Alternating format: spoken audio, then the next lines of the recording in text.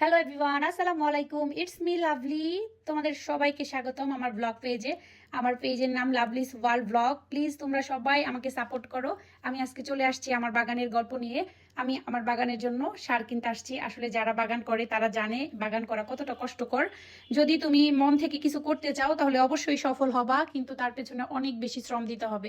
আমি আজকে চলে আসছি আমার বাগানের জন্য সার নিব। তো আমি ওনাকে বলতেছিলাম যে কি কি সার নিলে বাগানের গাছগুলা সুস্থ সবল সুন্দরভাবে বেড়ে উঠবে। পরে উনি আমাকে 3 রকম সার সাজেস্ট করলো। বললো 3 রকম মিলাইয়া নেন, এতে আপনার গাছের জন্য খুব ভালো হবে। আর খুব সামান্য পরিমাণে প্রত্যেকটার গোড়ায় দিয়ে দিতে বলছে। গোড়া বলতে বালতির যে 4-5টা থাকে ওই 4-5টায়, গোড়া থেকে একটু দূরে 4 ইঞ্চি করে দূরে উনি আমাকে বলে দিছে। আর আমি আগেও জানি, অনেক সার্চ করে করে আমি সবসময় দেখেই বাগান করি। লোকটার বিহেভিয়ার অত্যন্ত ভালো ছিল। ব্যক্তিত্বের পরিচয় সবসময় তার আচরণে প্রকাশ পায়। সার কিনে বের হয়ে আমি এই কাকার কাছ থেকে মরিচের চারা নিলাম। তারপর আমি জিজ্ঞেস করলাম, কাকা টমেটোর চারা কত করে? তো টমেটোর চারা উনি 20 টাকা পিস চাইতেছিল। তখন আমার মনে হলো না, টমেটোর চারা অত্যন্ত দাম চাইতেছে। দেন আমি টমেটোর চারা বাদ দিয়ে বোম্বাই মরিচের চারা নিয়েই আমি ওই কাকার কাছে চলে গেলাম, যার কাছ থেকে আমি রেগুলার গাছ কিনি। এখানে আমি আগেই দেখে গেছিলাম। পরে আসার সময় সন্ধ্যা হয়ে গেছে। পরে আমি এই কাঠগোলাপ, কারি পাতা আর হয়েছে এখান থেকে বেগুন গাছ নেওয়ার জন্য প্রস্তুতি নিয়েছি। পরে দেখলাম আমার সাথে কাকার বনাবনি হচ্ছে না। দেন আমি কাঠগোলাপটা নিয়েছি আর হয়েছে বেগুন নিয়েছি। কারি পাতার গাছটা নিতে পারি নাই, পরে আবার নিয়ে যাবো ইনশাল্লাহ। তারপরে এই যে রাতের জন্য এখানে রেখে দিয়েছি। সকালে উঠে আমি চলে আসছি।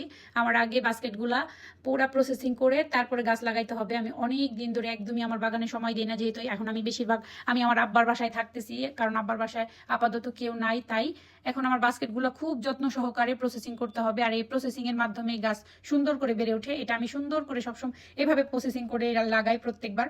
পুরো বাস্কেটের মাটি আমি ভালো করে ক্লিন করে বেছে বেছে ময়লাগুলা ফালাই দিতেছি। তারপর এখানে আমি কিছু বেলো মাটি দিয়ে দিলাম। দোআঁশ মাটির সাথে বেলো মাটি দিতে হয়, না হয় একদম শক্ত হয়ে যায় ছাদ বাগানের বাস্কেটগুলা কিছুদিন পর পর। তারপর আমাদের বাসায় বানানো জৈব সার কিছু দিয়ে দিলাম। তারপর আমি পুরোটা সুন্দর করে এভাবে হাত দিয়ে একদম মিলাই নিব। আমি সার দিব কিন্তু গাছ থেকে একটু দূরে। তোমরা দেখো আমি অনেকগুলো সিমেন্টের বস্তা দিয়ে এটা প্রস্তুত করে নিছি বাস্কেটটায়। এক একটা বাস্কেটের ভেতরে প্রায় 50 কেজি মাটি লাগে। অনেক কষ্ট ছাদ বাগান করা, আর উপরে উঠাইতে মাটি খুব কষ্ট। আমি অনেক কষ্ট করে আমার এই বাগানটাকে তৈরি করেছি। এখন আমার বাগান যত্নের অভাবে একদম নষ্ট হয়ে গেছে। কিছুদিন আগে, মানে 1 মাস আগে আমি পুরো ক্লিন করাইছিলাম আমার এক বড় ভাইয়াকে দিয়া, আবার তারপরে নষ্ট হয়ে গেছে। পরে আমি একদম ঝাড়ু দিয়ে একদম ক্লিন করেছিলাম। এখন ভাবছি একটা একটা করে বাস্কেট পুরা ক্লিন করে নতুন নতুন গাছ লাগায় তারপরে একবারে ঝাড়ু দিয়ে ক্লিন করে ফেলবো। আমাদের ছাদ মাসাল্লাহ আল্লাহর রহমতে অনেক বড়। তোমরা একটু খেয়াল করে দেখো আমি বেগুন গাছটা কিভাবে লাগাই। টমেটো গাছ, বেগুন গাছ, তারপরে তোমার মরিচ গাছ সবসময় এভাবেই লাগাইতে হয়। আমার নানা শ্বশুর বাড়িতে অনেক বড় বেগুন ভিটা আছে। আমি সবসময় ওনাদের দেখতাম বেগুন গাছের নিচ থেকে জট কাইটে ফেলতে হয়, মানে জট যেটাকে বলে, আর এভাবে পাতা ফেলে দিতে হয় ডোগা সহ, তারপরে লাগাইতে হয়। তাহলে এই গাছটা একদম শক্ত মজবুত ভাবে হইতে থাকে আস্তে আস্তে, আর ডালপালাও বেশি করে গজাইতে থাকে। আমি এভাবে একদম শক্ত করে গোড়াটা দিয়ে দিছি। তারপরে লাগায় মাটিটা একটু মাঝখানে উপর করে রেখে তারপর সাইডটা পানি দেওয়ার জন্য সিস্টেম করে দিয়েছি। আমি এভাবেই লাগাইতে দেখি ওগুলা। এই দেখো এভাবে টিপে টিপে গোড়াটা শক্ত করে দিতে হবে যেন পানি দেওয়ার পরে হেলে না যায়।